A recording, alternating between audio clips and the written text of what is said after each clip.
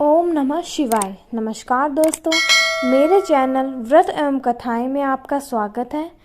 कथा सुनने के बाद चैनल को लाइक, कमेंट, शेयर और सब्सक्राइब करना ना भूलें। आज मैं आपके लिए रवि प्रदोष व्रत कथा लेकर आई हूँ। तो आइए, व्रत कथा कुछ इस प्रकार है।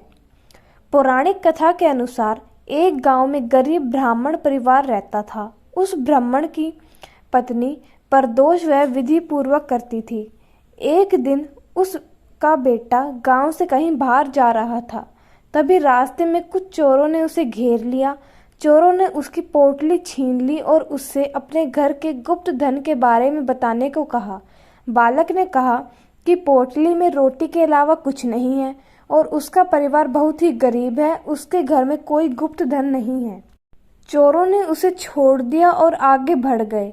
वह बालक नगर में एक बरगद के पेड़ के नीचे छाया में सो गया।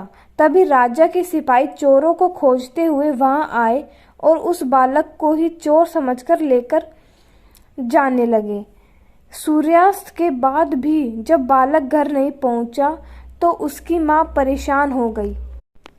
उस दिन वह प्रदोष व्रत थी।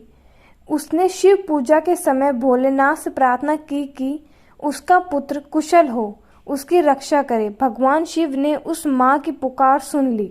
फिर शिव जी ने राजा को स्वप्न में बालक को जेल से मुक्त कराने का आदेश दिया।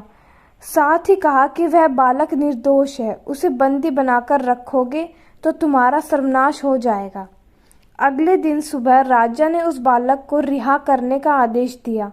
बालक राज दरबार में आया और उसने पूरी घटना राजा को बताई। इस पर राजा ने उसे माता पिता को दरबार में बुलाया। ब्राह्मण परिवार दरबार में बुलाए जाने के आदेश डरा हुआ था। जैसे तैसे वे राजा के दरबार में गए। राजा ने कहा कि आपका पुत्र निर्दोष है, उसे मुक्त कर दिया गया है। राजा ने ब्राह्मण परिवार की जीविका के लिए 5 गांव दान कर दिए। भगवान शिव की कृपा से वह ब्राह्मण परिवार सुखी पूर्वक जीवन व्यतीत करने लगा। इस प्रकार से प्रदोष व्रत की महिमा का बखान किया गया है। धन्यवाद। ओम नमः।